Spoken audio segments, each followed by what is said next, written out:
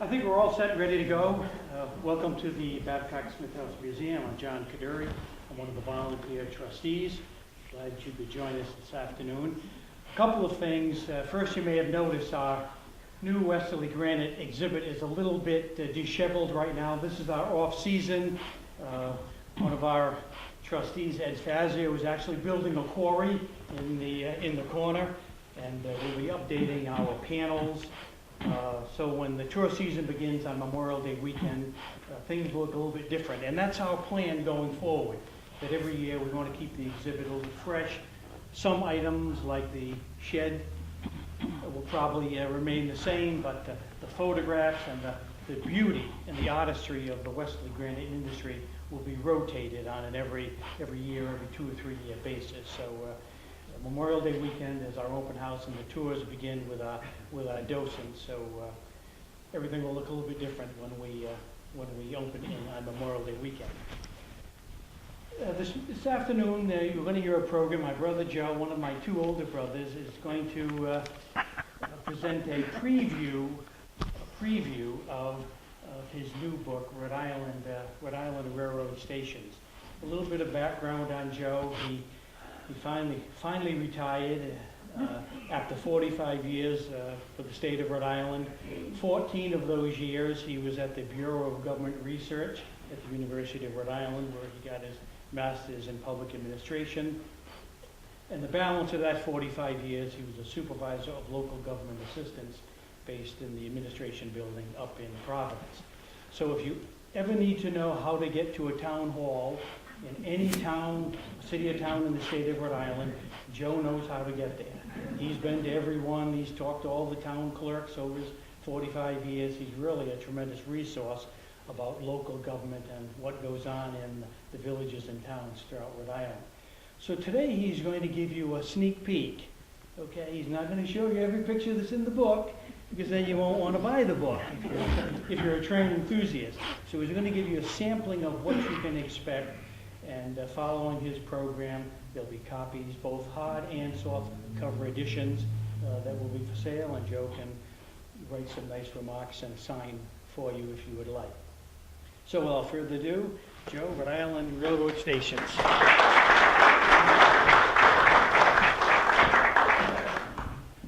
Thanks, John. You notice John couldn't help mentioning that I was one of his older brothers.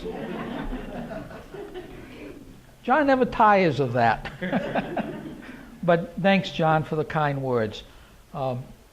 Basically, I grew up in this town like a lot of you folks did. And back in the 1950s, the local paper, the Westerly Sun, used to have before and after pictures of different places in Westerly and its villages along the shore and its mill villages to the north. I was always fascinated by that. And so years later, when I attended a monthly meeting of the Rhode Island Postcard Club, I saw all these wonderful turn of the 20th century images of villages, but these images of Westerly especially. So I was hooked. I started collecting as many Westerly, Watch Hill, Weekapaug, Pleasant View postcards as I could. But while I was doing that, I also, when I'm flipping through the cards of the postcard dealers, there are all these other places, you know, Rice City, Adamsville, Pasco, Greene. So I finally ran out of town of Westerly postcards, so I jumped in and started to collect all these little villages. I wasn't too enamored with Newport and Narragansett or Providence and Woonsocket, but it's the little villages that a lot of people have never heard of, some of those that I mentioned now. So as I was amassing this collection, I developed a particular fondness for railroad depots. And then, you know, one thing led to another. The collection grew, and I got hooked on the railroad stations. But let's digress for a minute and we'll talk a little bit about the evolution of the postcard. It made its debut in America at the World's Exposition in Chicago in 1893. Back in the day, they weren't called postcards. They were called souvenir cards or private mailing cards, and all of us collectors were being called deltiologists. So that's what the science of collecting and studying postcards is called deltiology. It's from the Greek delti, the fourth letter of the Greek alphabet. I can't tell you any more about it than that.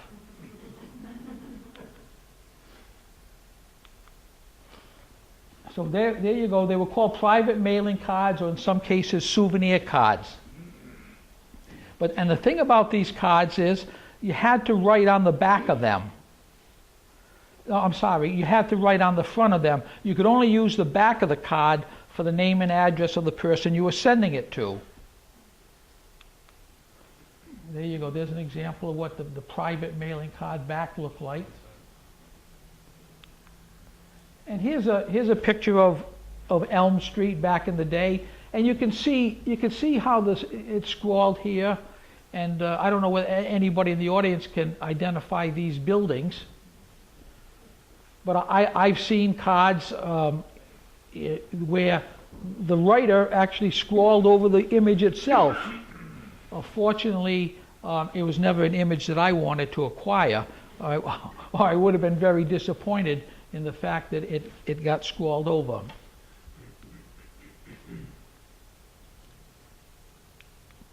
Now, then here's a postcard back, with the word postcard on it, and you can see it's got the Wesley postmark. And you'll notice too, it has two postal cancellations. It was obviously sent from Westerly and received in Vermont. It looks like two days later.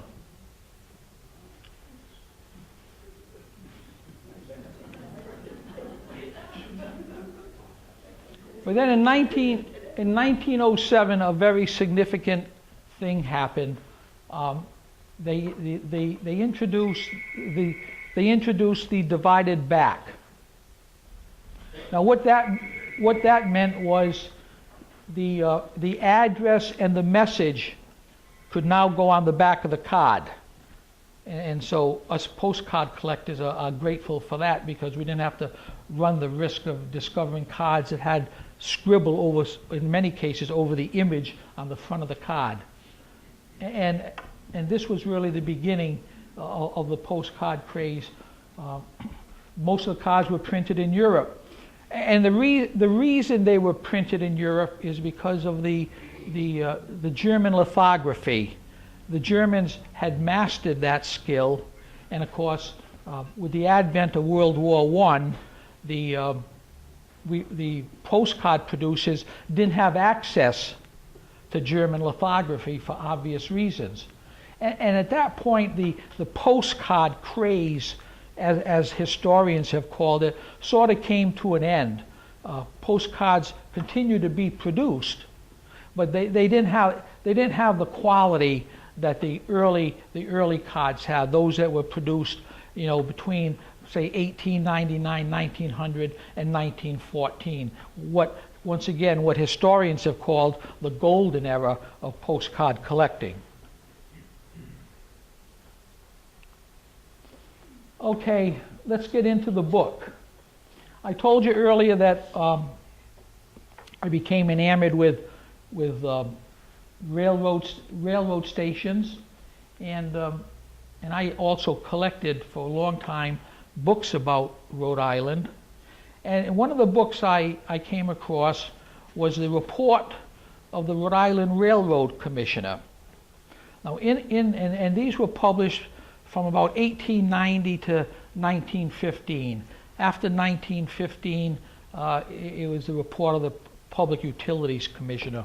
But in this book, and this is the genesis of this book, the railroad commissioner listed all the railroad lines that operated in Rhode Island. And they also listed all the stations by railroad line. So I said to myself, wouldn't it be nice to have a book that listed all the stations in the order in which they appeared and be able to illustrate those stations with a postcard view of it. And that's basically, what you have here. Now, there basically have been 14 different railroad lines that operated at some point in Rhode Island. And in the book, this is half of the table of contents. In the book, I use the name of the railroad line. Each chapter is devoted to a different railroad line, and they're in chronological order. Even though this was technically the second railroad line, because the first railroad line, the Boston and Providence, only had about one station that actually down at India Point in Providence. Most of it, was in Massachusetts. So chapter 1, the New York, Providence, and Boston station line is really the second to operate, and then they all follow in order, and there's more to come here. And then because the railroad commissioner in this book included the stations of the Seaview Railroad and the Providence and Danielson Railroad, which were trolley lines. They weren't steam railroads, but it was just so easy just to include them in the book because we had the listing of the stations, and so they got included as well. And then we added flag stations and signal towers and depot disasters. And there's a very good bibliography. Anybody interested in Rhode Island Railroad history, there's a very good bibliography in the back of that book with many entries dealing with railroad stations. Also in the front of this commissioner's report was a railroad map. But you can't really, on the original, you can't really make out the name of the railroad line. So I just superimposed the name of the line with that heavy black lettering there, so that it gives the reader an idea of where and throughout the state these railroad lines operated. And like I said, in my book, I use the name of the railroad line. It's named when it operated open for travel in Rhode Island, because as some of you may know, by the late 19th century, the New England Railroad, New Haven, I should say, took over most of the lines, except for the few independent lines like the Wood River Branch, the Mashassack Valley, and the Narragansett Pier. Those people didn't come under the grasp of the New Haven Railroad, but most of the others that are in that table of contents eventually did. So it would be too confusing just to refer to them all as New Haven, and it's helpful historically to identify. I thought it would be helpful historically to identify the railroad line by its original name, like I said, when it opened for travel in Rhode Island.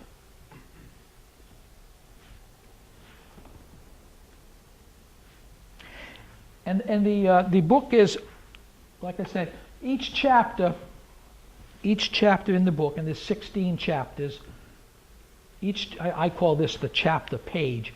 Each chapter, gives the name of the railroad line, a little bullet points of historical information about that railroad line, and that's basically the closest this book comes to being railroad history. I mean, there's information about the information down here about some of the lines, but in a lot of the captions throughout the book, I talked about the village that the railroad depot was located in, because the purpose of this book, in my mind, was threefold. It was to share my collection of Rhode Island railroad depots, Secondly, it was to give a brief overview of some of the history of these railroad lines, very brief. There's only about 3 or 4 bullet points per railroad line. And to talk a little bit about these villages. A lot of people don't even know about some of these villages. So the caption for an image of the Green Rhode Island Railroad Depot might talk about the village of Green, where it was located, what its former name might have been, how it got named. And so educating people about the villages of Rhode Island was just as much a purpose of my writing the book as anything else. And down below here, right out of the Railroad Commissioner's book, is a list of the stations. The list of the stations at the turn of the century that were part of the New York, Providence, and Boston Railroad. And this follows through, we're very consistent, this follows throughout every chapter in the book. Now, I had so many postcards, and the book would be too large to show every one in my collection full size like this is. So at the end of each chapter, we did 2 things. We included some smaller versions, miniature versions of the depot, and you can see that up here. But what we also did at the end of each chapter, we scanned the 1895 atlases of Rhode Island. There's 2 atlases by Everts and Richards. There's what's referred to as the Northern Atlas and the Southern Atlas. And we included the location of the depot in these maps. And that's very helpful to researchers as well, because they may want to know what was around that depot, or where within the village it was located. And so that's in my mind, a very big plus about this book. It would save people from having to go to the library and look at these valuable atlases to find out just where the depot in a particular locale was located. And I think I have a few examples.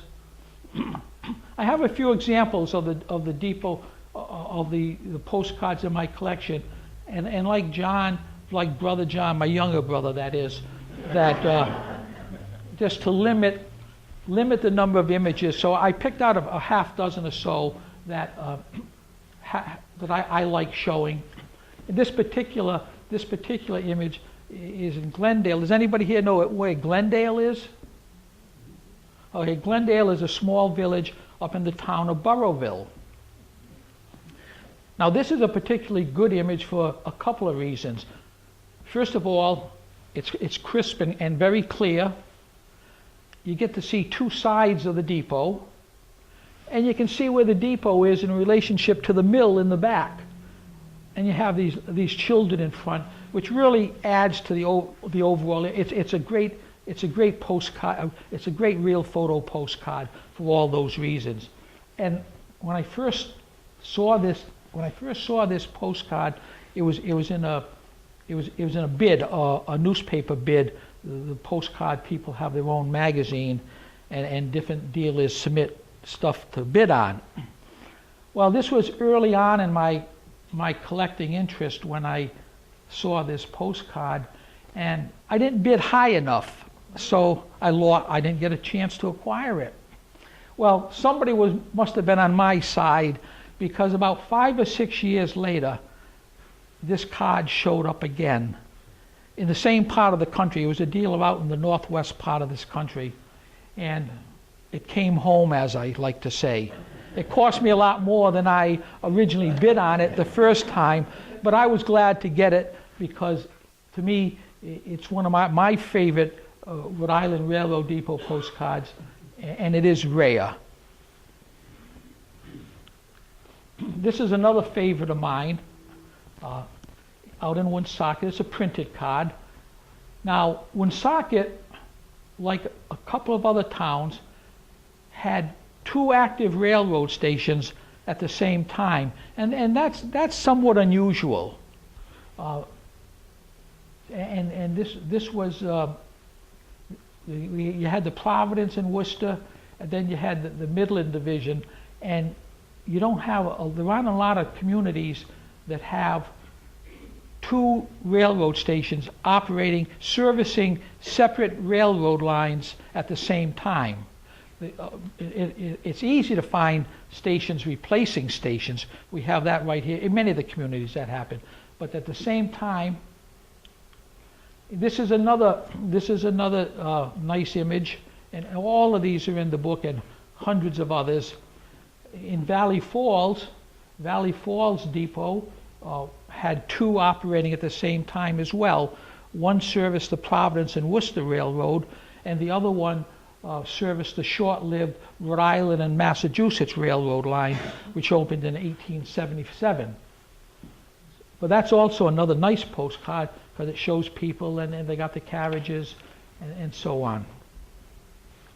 Joe, when they had two stations, was it because there were two different rail lines going through the...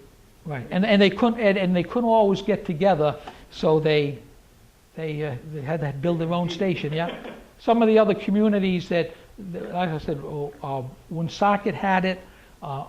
Oakland, also up in Burrillville, serviced two railroad lines at the same time. One station in Oakland, which also happens to be in Burrillville, serviced the Providence and Springfield Railroad, and it also serviced the Woonsocket, the Pasco and Woonsocket Railroad line. Yes? On the previous card, where's Valley Falls? Cumberland. Yeah, and Cumberland, Cumberland was a big railroad town, it's a village, was a big railroad at the turn of the last century. And this is just a card I always liked in Natick, in West Warwick. This particular station isn't very far from what us old timers know as the Midland Mall or the Rhode Island Mall, just down East Avenue there.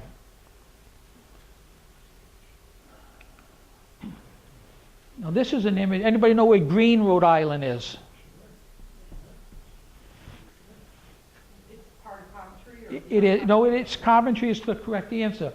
Now this is another. This particular image is looking east towards Providence, if you will. But some of the nice features about this card, you know, you have the modes of transportation. You have the railroad car, the horse-drawn.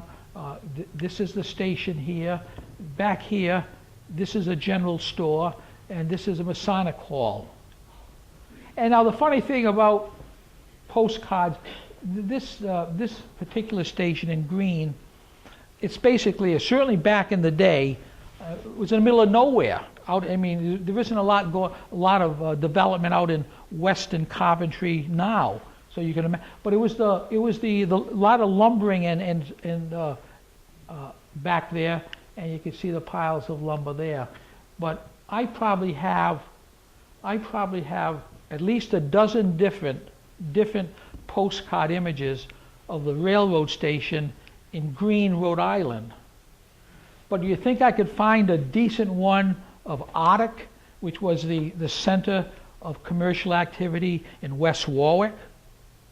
So it's like crazy the way things go. You never can figure why were there so many of railroad depot images of Greene, Rhode Island, and so few of a far more populated place.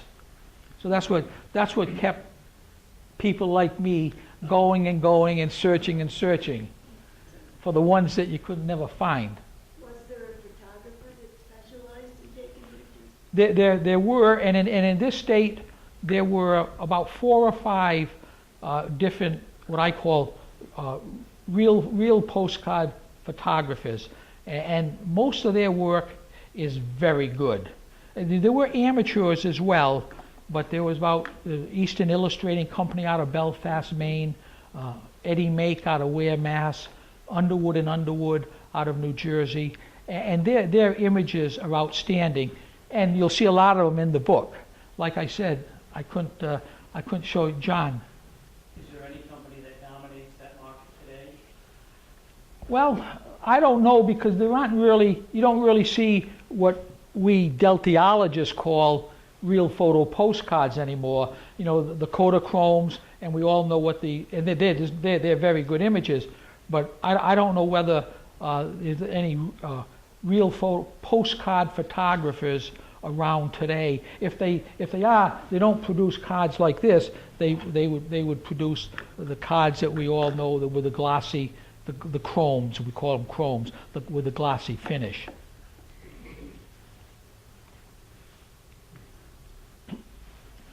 This is right down the road in Carolina, and as it says up here, this is the old Carolina Depot. And I wanted to include this because if you get the book, you can see what the new one looked like. Because, and this is very unusual, because usually in that short period of time, say from 1900 to 1915, to have a postcard image of both the old and the new is somewhat unusual, believe me, because I would have found it by now after hunting for 35 years. So this is a particularly rare card. And this is probably the rarest of all. Some of you will recognize this as our own Wesley Depot. And what's rare about this card is it shows both the old and the new on the same image, the same card. And it's the only one, Wesley is the only one that I know of that has a postcard image at the turn of the last century which shows both the old depot and the new depot. And there's one good reason for that. In many cases, depots were replaced because the earlier depot was destroyed. A lot of fires. Just the depot up in Bradford, burned to the ground in 1916, I believe it was. So there was never an image of both the old and the new, but we have it right here in Westerly. John. Was the old line actually where the street is now? So where was the old line? Because they obviously had to move the line, didn't they? I don't know, but The line is to the left, correct? Today, the line's to the left of that postcard. I'm thinking, you're saying you think Railroad Avenue is over here. Yeah. The railroad, that's towards. But if I remember, I think part of this station was moved to J Street. Right. So, but I don't, they probably had to do some other moving around, John.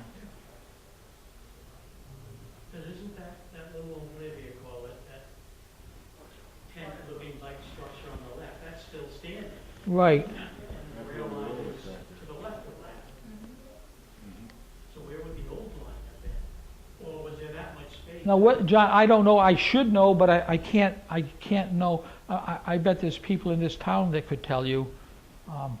But this is an especially rare postcard. Dated when, Joe? Probably 1912, 1911, 1912.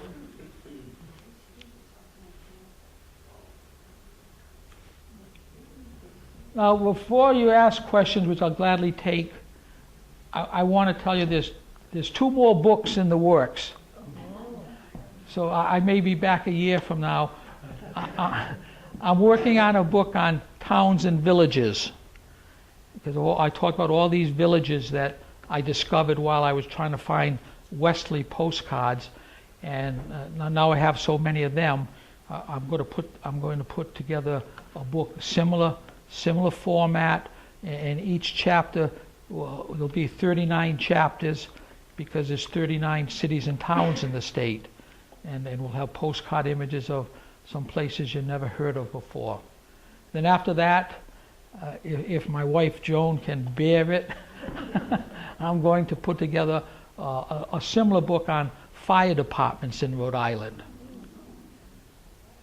And getting those images is going to be more work, because I think I have most of the fire department images in my postcard images in my collection. There's probably some out there, but I have to go out into the fire departments and ask if they have any that they'll let me just borrow to scan them.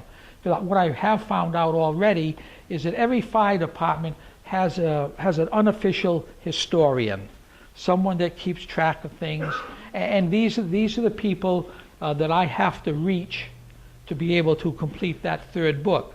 The 2nd book, I can just sit in my study on the towns and villages and put it all together because of the books I have and the postcards I have. Yes, Bill? How many cards do you have in your collection? Rhode Island cards, probably several thousand. Yep. Yes, On the towns where they had two stations, was there any overlapping of the physical railroad tracks? well, in many cases, Ellen, they certainly had to cross. They had to cross the tracks, and in other cases, they had separate lines. And did they overlap? Was one a freight and one a passenger rail? That I don't know. No, that I don't know. Barbara? There was a place, used to take the final white boy with the junction, Yes. where they sent the handout with the bucket. Yep. Do you call that a depot? Did they ever have? Well, Wickford Junction in the village of Lafayette in North Kingstown. Same area. Yep, and there's some nice images of that in the book. Like I said, John wouldn't let me show you too many pictures, but I can. Getting 10%? But I can, and this isn't salesmanship at all. There are some wonderful images in this book, over 300, and some of them are the only image that exists today of these early railroad depots. Any other questions? So was it the automobile that really? Well, John, it was a combination of the automobile. Certainly, that was the overriding, but the postcard craze, as I called it, did come to an end, with the outbreak of World War I, because they did, like I said earlier, they didn't have access to the German lithography. And so, if one looked at postcards post 1915, they're called white border postcards. They don't have the same quality as the early era or the golden era postcards do.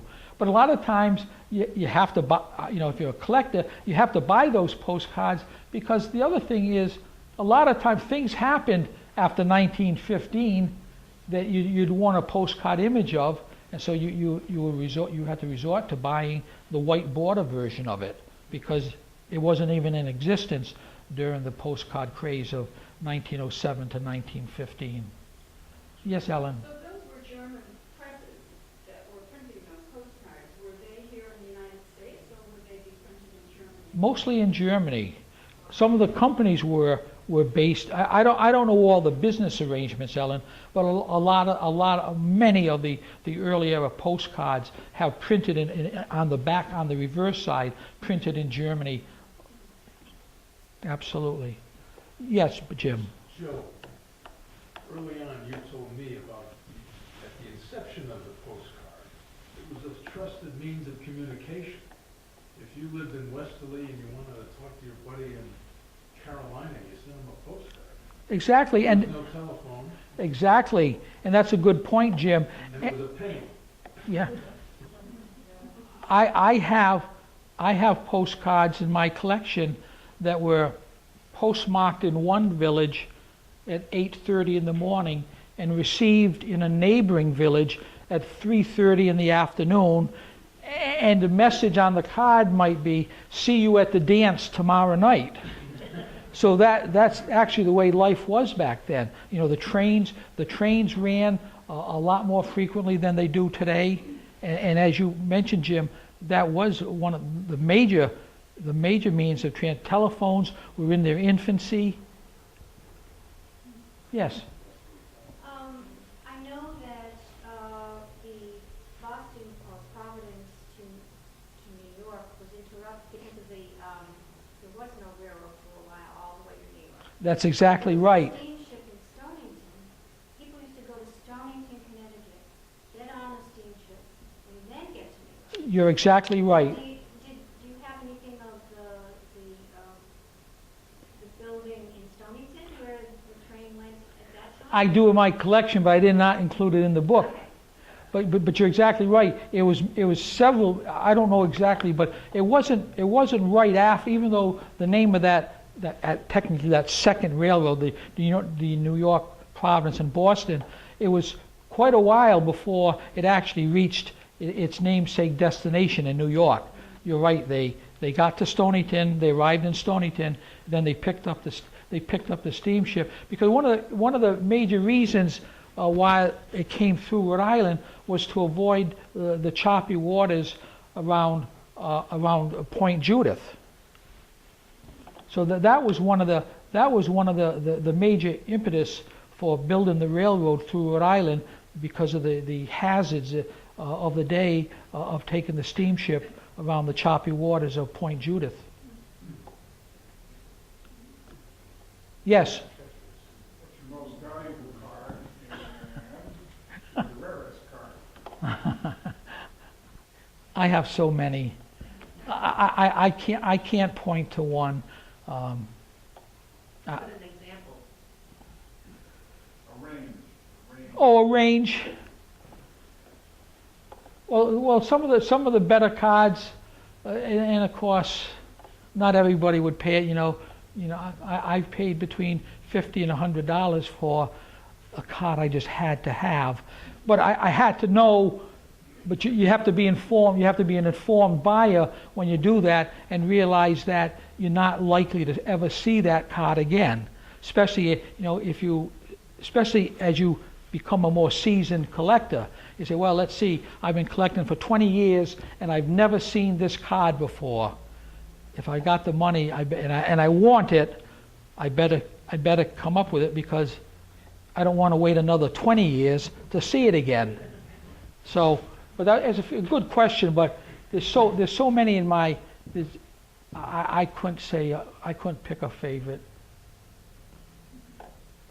Yes, Ellen. Does the message on the postcard add or detract from the value, or is it just meaning? Well, it certainly doesn't detract. A lot of postcard collectors enjoy reading the messages. It's like you snoop on people, what they said back in the day. And speaking about the back of the card, to me, that Glendale postcard that I talked about a little while ago, the best thing that can be on the back of it is a nice crisp postmark saying Glendale 1911, because that dates the card. And but no, I know people that the first thing they do when they see a card of interest, they turn it over. A friend of mine who lives on Prudence Island, he has a fantastic collection. Of course, Prudence Island is small, so in fact, I opened up he's such a nice person, I opened up my collection to him and let him have any Prudence Island card that he did not have, because he was too nice a person, been very nice to me. I could not possibly deny him that. And so Joe has found cards that were sent to his mother or sent by his mother. So you have that aspect of the back of the card, but it certainly does not detract. No, it's not like stamps used, mint or used. No. Yes? A subset of postcards are used by ham radio operators to confirm contacts, called QSL cards. Yes. And some of them are really very nice cards. Do you have any of those in your? No, I know of what you speak, but I never developed an interest in them. But I do know members of the Rhode Island Postcard Club that collect postcards with, what is it, the QLC you said? QSL designation on it somewhere. Absolutely. It's popular among some of the postcard collectors. Yes? If you see one you like, do you sometimes have to buy more than one that's in a group? Not usually. Usually the postcard dealers, they're selling them one at a time. One at a time. Yes, Bill. A catalog of some sort. I hope I didn't. How do you know that there's a postcard for sale somewhere in the United States? Well, you'd have to go to a postcard club or an antique paper show, also called ephemera, and you'll find dealers there that sell postcards exclusively, or as part of some other antique. They may sell other paper products, bill heads, sheet music, and they'll have dealers. When they go out and purchase an estate or whatever, there's usually other pieces of old paper there too. So it's not like stamp collecting where you buy the Minkus or the Scott catalog. No, and that's what keeps people like me going, because you never know when you're done. Just because when you think you're done, a friend of yours will call you and say, "You should see the great card I got of Glendale," and he'll describe it to me. I don't have it, So no matter what you have, there's always one out there that you missed. It got away. But I have found that the older I get, the less I worry about the one that got away. 35 years ago when I started this venture, you worried you had to go to as many shows as you humanly could within the Northeast, because you did worry about the one that got away. I don't worry about it. I have so much and have been so blessed to acquire things that I don't worry about the one that got away anymore. Life's too short. I'm having more fun doing the books than wondering about the one I didn't get. Yes? I'm the head of the Quantum Historical Society. Now, if we gave you a couple of hundred of our postcards, could you develop a talk around that? I could. I dealt with somebody in, who did the book? I did, yes, I did. What's your name? Ann Joel. We've met. Yes, we have. Okay, forgive me for not recognizing you, Ann. Yes. I was just wondering about future programs. If you come up to me after the meeting, I can, because I've already been approached. I was at a luncheon the other day with some retired town clerks, because I dealt with town clerks throughout my career. And this particular retired town clerk was just recently the district governor for the state Rotary. And she said, "Joe, you've got to go around and talk to all the Rotary clubs." And I said, "I'll do yours." The nice thing about the Rotary Club is they have luncheon meetings. So that I don't like schlepping. I don't want to be. I did enough of that in my youth. I don't want to be schlepping around the state at night time.